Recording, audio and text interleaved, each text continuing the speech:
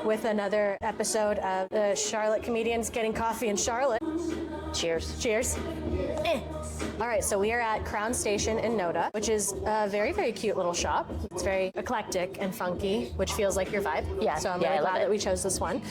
So what did you get to drink? I have an oat milk vanilla latte. Nice. I got a latte with regular milk, and it's very, very good, very creamy and delicious. Yeah. So Great work, Beth. yeah, look at us. Hi, I am Joy Surles. I am a comedian around town here in Charlotte. I started doing improv, I think, 4-ish years ago. Yeah. 4 years ago. I'm looking at you because Yeah. we're on the same calendar. Yes, correct. And then I started doing stand-up a little after that, maybe 3 years after that. I wanted to kind of ask you what drew you to improv in the first place. Yeah, so growing up, I loved improv. Like, grew up watching stand-up, watching Who's Line. I was like, my get home from school, turn on Comedy Central and just like watch this. Yeah. And very like English majory, writery, love to read books. And it felt to me, even like as a little kid, this is a writer's art form. Yeah. Like, it's not the scripted kind of writing, but it's the same skill set. It's wordplay, it's storytelling, it's narrative arcs, and stand-up, obviously. Like, you're writing something, you're carving out specific lines. So I was always drawn to it kind of as an appreciator. Kind of had a sense of like, I could do that. I wanted to take a class. Like, I'm not the sort of person to just like go start hitting mics. I had a little more like academic posture and maybe slightly less brave.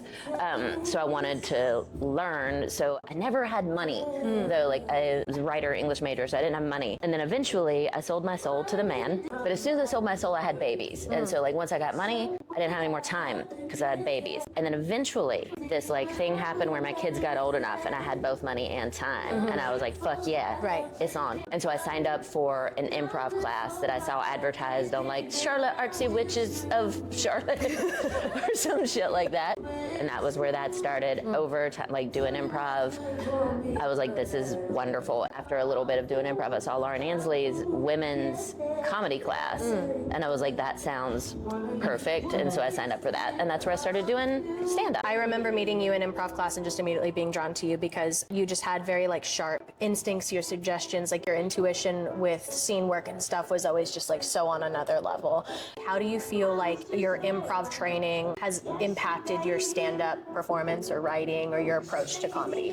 The thing that I learned from improv, and also thank you, I like that compliment, being somebody who's super type A, super nerdy, good at school, and I want to get an A, like in every endeavor. Like, I'm one of those people, like, I want to get an A in therapy, I want to Right. get an A in friendship, like, I want to be the best at all the things, I want to be valedictorian at everything. I go into something like improv, and I'm like, well, I'm going to study, I'm going to read books, and I'm going to be the best at this, which will wreck the vibe immediately with improv. And so having to learn, like, you got to be willing to fuck up, and you've got to be willing to be bad at it. Yeah.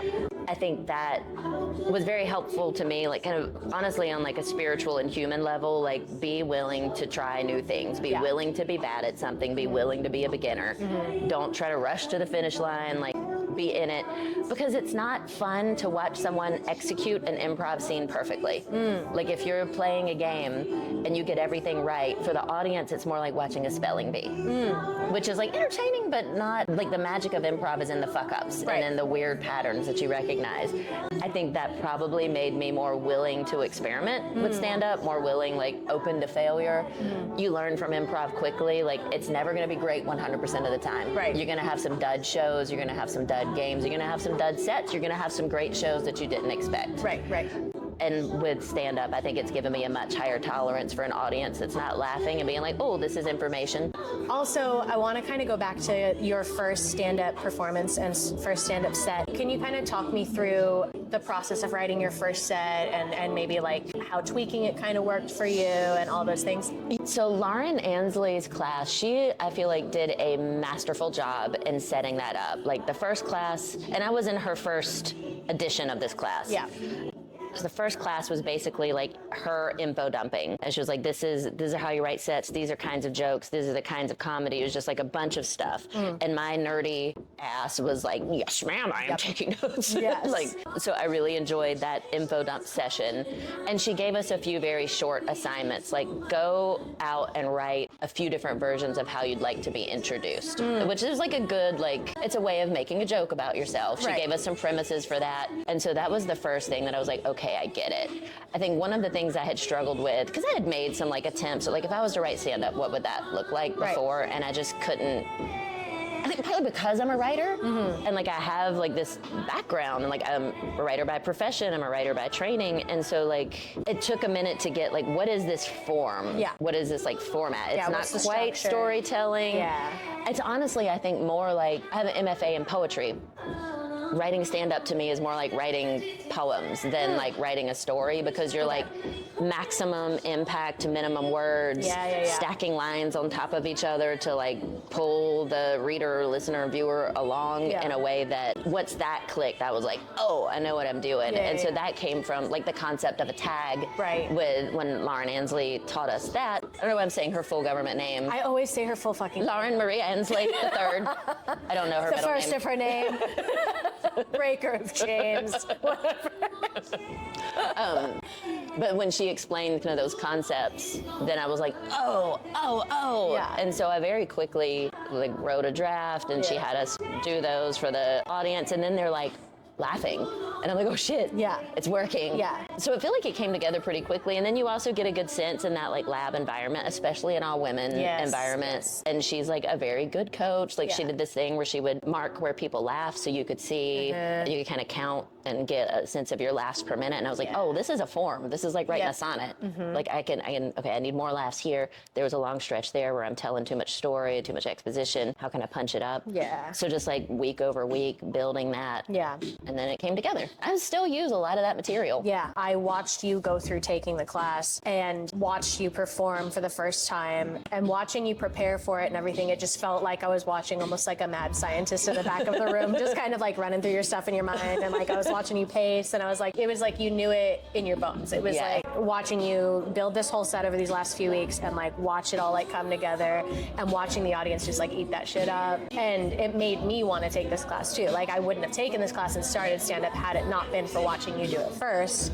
and watching you learn it and explore and like all the things, and especially you talking about how much you loved that environment of like writing with women. Like that it really resonated with me. So thank you for taking that class and showing me that I could, and that was really, really cool to see. How did you feel about like the throughout the course of the class you would be writing, you would recite like your set and get feedback from the class and stuff? Like how did it feel, like that experience in that environment? So because I am a writer and like a designer, like I've spent my life doing that, like literally since like probably middle school. I've been either putting myself or put in environments where I'm like workshopping my work. Yeah. So that is a gift in many ways, because that shit can hurt your feelings. Yes. And it doesn't hurt my feelings. I'm like, oh, that didn't land, cool. On to the next one. Like, I mean, I do it all day long. I'm critiquing people's work. They're critiquing my work. Like we're showing work to you. I'm a designer. And so you're showing your work to users, and they're like, no, fuck your thing. And so like I've got a lot of thick skin about that part of the creative process. Yeah. Feedback is a gift. If it's not landing, it doesn't mean I'm bad. It means like it's not landing. Either people aren't ready for it, or I'm not communicating it quite right. Like so it's just like this isn't the right audience, this isn't the right time and place, this isn't the right form. Like so that piece came really easy to me. Yeah, I think with the transition from improv to stand-up, I think you're exactly right. Like for me, it was partly the like being willing to be a beginner, being willing to be bad at it. I think doing improv for a bit before I started stand-up also made me maybe a little faster on the uptake with crowd work. Yes. And with like feeding off their energy. Yeah, and in the moment, like even in that first set, which did feel, that was like a peak life experience to me. That stand-up night, huge audience, a lot of my friends are there, so I felt very supported and bolstered by my community and people who I love. But I fucking crushed it. You did. And it was one of those things where I was like, whoa. Yeah. Like I knew the set was good because I had gotten good feedback, but like when I delivered it was like, this set is good and I am good at it. Like this is maybe a thing that I need to do more of. even that night, I was like adding in little one-liners, and I was like, I didn't know I could do that. Yeah, you were like riffing. Yeah, absolutely. And so that was, I think improv taught us that skill. Yeah, and I was front row center, like watched you crush it, and I felt like the vibe in the room, truly electric. It was like so fucking cool to see. And I think that when I took the stand-up class for women after you had kind of evangelized a couple of us to take this class, and so it felt like there was actually a lot more improvisers in my cohort than yours, and so I felt like, that being said, it made that like writing and practicing and feedback experience so much more collaborative and positive, because it injected so much of that improv into it, which was nice. As an improviser going into stand-up, like, how do you feel about that community, or what are your takeaways? In the improv community, because you have to spend so much time together rehearsing and traveling, and we're all like dating each other and best friends and like each other's, like it just like becomes so tight. I feel like that's a little different in stand-up. I also felt like immediate like love and acceptance from that group of women. And kinship. And Absolutely. And so while I don't know that I'm like gonna be invited to all of their weddings in the way that with the improv people you are, I still feel like loved and bolstered by them. The community in general though, when you first come into the stand-up world as a woman in particular, you get some warnings. You get some like, this mic's gonna be toxic. You might not want to go to that one alone. If you're out at a show, you might want to make sure somebody's going to walk you to your car. Are you prepared for rape jokes? Because some people find those really triggering. Like this, so there's that aspect, and there's some of that in improv too. True. But I feel like that is like any mic you go to, you're going to be like, wow, nice racist set, cool. Oh, thank you for the rape joke. I'm going to go outside and throw up. So that is like kind of endemic in stand-up in a way that it like creeps in. Yeah. Kind of wanted to ask like what your writing process is, or your approach to writing new bits, or using existing bits. Like, do you have Yeah, I am sometimes shocked by how much material I have. Me too. Like every now and then I'm like, like I will see, like looking through my Instagram, I'm like, oh, I remember her. Yeah. Look at that set. That's a great, and then I'll like pull it back out. I have not been as meticulous as I was like to be. At the beginning, like when I first, right after that graduation, I was writing all the time, like every week, trying to hit a different mic with a new set. I was just like a fountain.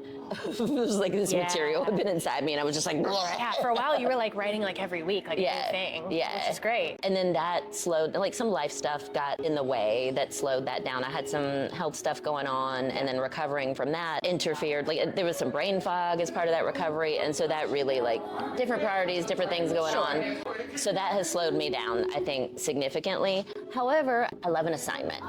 I did the Alex King and Mike Bird's Terrible Take show recently, and Kaya sometimes will have a show that's got like a theme. I love an assignment, and that's a great way to get new material. Like you've got like, I got to write something new. I think my process, it's kind of like when I move to write, or like I'm telling a story to somebody and they're like, our friend Charla is like very good about being like, that's a bit, write that down. And so when somebody's like, that's a bit, I'm like, okay, let me write that down.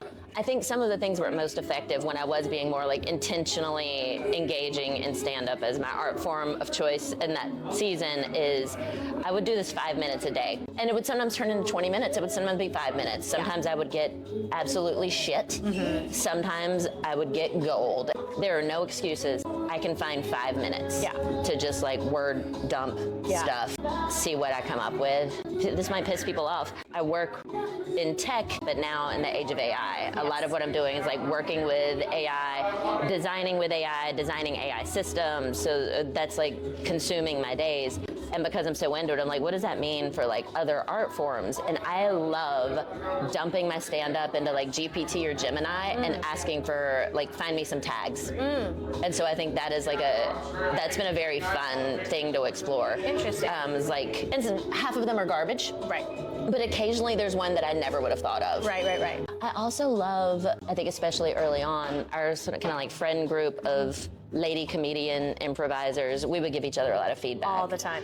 Yes, you got in the habit of like when you were writing a new bit or you were working on something, you would like either record a voice memo for us or you would like record yourself saying it and just be like, tell me, like, give me feedback. Does it sound right? And like, I think that started a little bit of like a trend for the rest of us to be like, oh yeah, that is a good idea.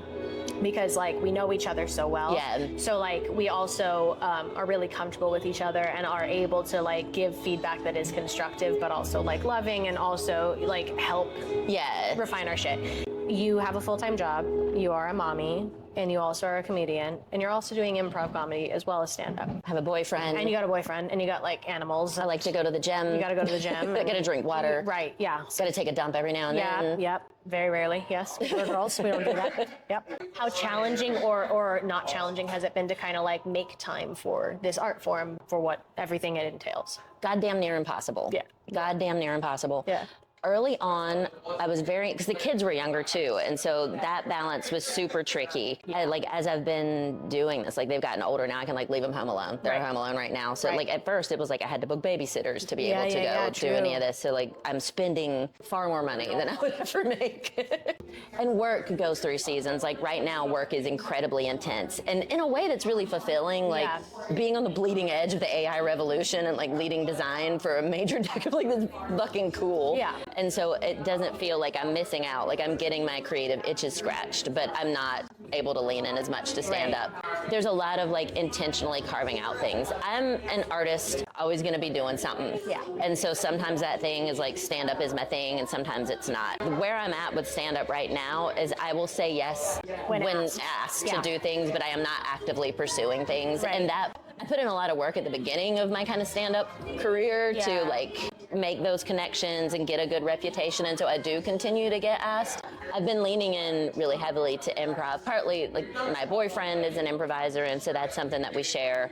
And he's not just, and he's like the improviser. He's like the improviser. He's like capital T, the improviser. Yeah, and so he's like coaches and manages and teaches, and so it's like it's a big part of his life, and it's also something that I enjoy. So like that's a way to spend time with him. Right. Yeah. Because if I don't, I probably would just never see him again. Yeah. You guys are both so incredibly busy. Yeah. I've been leaning in partly like because the love of my life does this, but also like with the like brain fog, can't really rehearse, busy with work. Improv is like I can show up and I can do improv. Right. Yes. The prep is like, I mean, it's good to practice. Of course, and warm up. Warm up and do all of those things, but I can show up and I can do improv with strangers. Yeah. It's gonna be something. Yeah. And so I have enjoyed during this season of my life. Like that's my way to like stay involved in comedy, stay connected with him, and just I have a reason to go out. Yeah.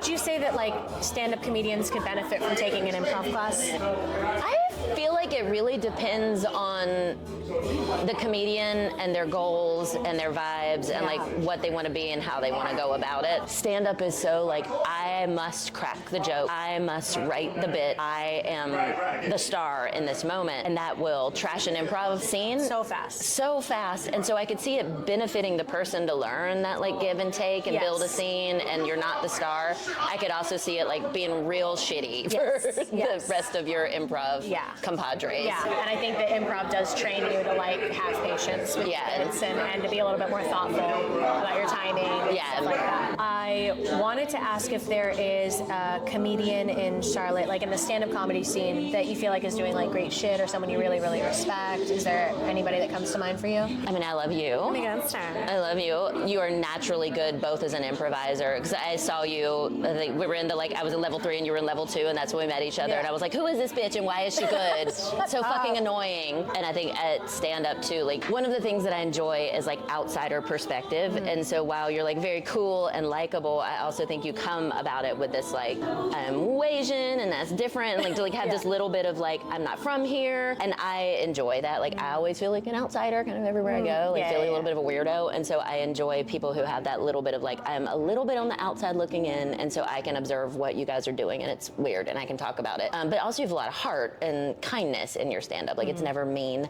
Carol, I love Carol. Yep. I think her stand-up is great. I've really enjoyed watching her evolve her practice as a stand-up comedian and like really like leaning into that work. So it's been fun. It's also been fun watching her experiment with like different ways of showing up. Yeah. As a stand-up, as a woman on stage, like what level of cute is the right amount of cute so the audience doesn't hate you. Right. I think in terms of what they bring to the community, like Kaya is unmatched to me. Like she does so much. And she's also a mom and very involved in the community and has a job.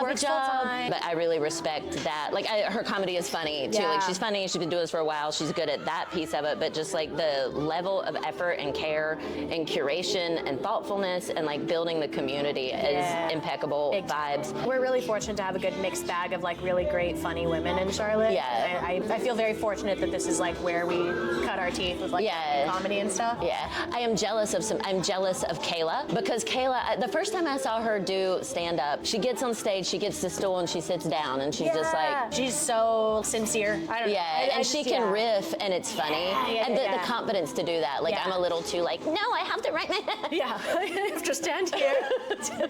Body facing slightly this way. The confidence to just like, and like she has her set that is good, but then I've also seen her just riff a couple times and I'm like, I know.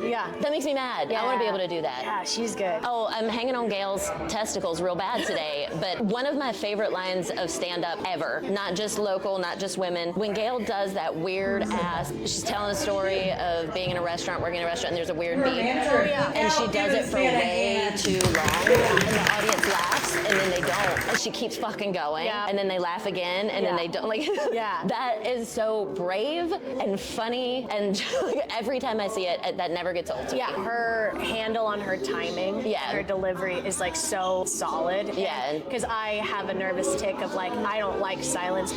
I'll step over my punches like all the fucking time. Because I'm like, I only have 5 minutes, stop laughing, I have to tell you something. I'm just so stupid. It's the thing where I'm like, it's so annoying. But like Gail is completely okay with like silence and just like deadpan staring to just be like, babe. And that's what makes it so funny, because you're like, what are you doing, you know? Since you are also in the improv community, are there any improvisers that come to mind that like you see that are doing good shit? Does anybody come to mind for you? Obviously, I'm sure there's a bias because, you know, you're dating one. No.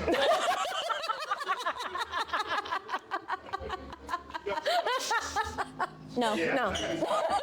We don't know any. There are two teams that I'm performing with most frequently right now.